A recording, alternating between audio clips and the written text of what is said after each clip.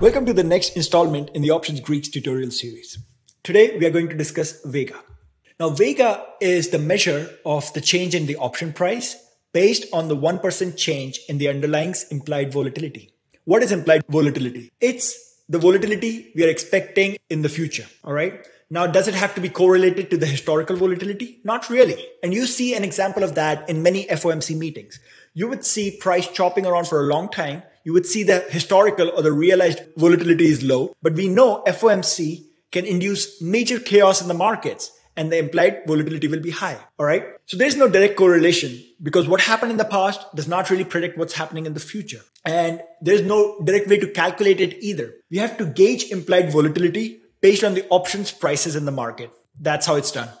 Now, Vega, the impact of implied volatility is always positive. The higher the IV, I'm going to start calling it IV. I don't want to say implied volatility every time. The higher the IV, the higher the option price. So Vega is always positive. Now let's see how Vega is affected by in the money options, far out the money options, and at the money options.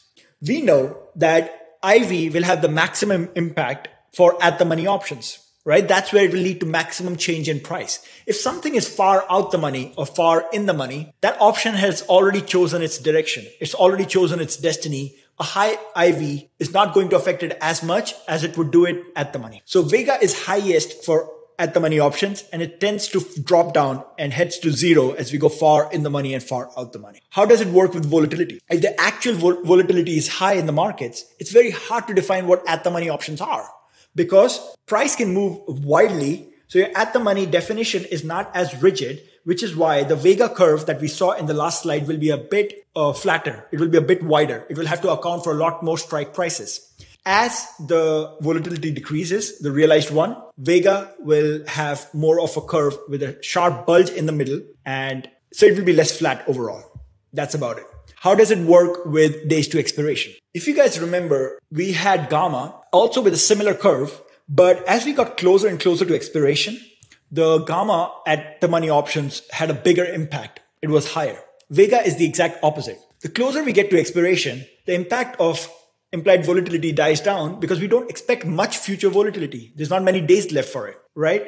So over time, Vega curve will die out. And the farther we are from the strike price, the farther we are from at the money options, the faster it will die down. Because if the time to expiration is going lower, then far in the money and out the money options do not really care what the implied volatility is. They have already chosen their destiny. At the money options too. So the ones that are farther out, the strikes, those options will lose Vega the fastest compared to at the money options. That's about it for Vega, right? It does not really affect our decision making day to day too much. Just know that options are going to be more expensive as we have earnings or major volatility events like FOMC or CPI. And just account for that. If the IV is too high, where you do not expect that the market can make such a move on earnings, do not try and play those earnings. Because what's likely going to happen is that the earnings come out a lot more normal than the insanity market is expecting. The implied volatility is going to drop very fast and your option value will get crushed. That's called the volatility crush, vol crush. So if the IV of an earnings option play is too high, do not play it. But other than that, you don't really need to think too much about Vega. That's about it for this tutorial. And that also finishes our Options Greeks tutorial series. I'm not going to discuss Rho, which is the rate of change of option price based on interest rates. Since we don't really indulge in options that are too far out, maybe years out, we don't really need to worry about that Greek overall. All right, that's it. If you have any questions, ask me in the chats.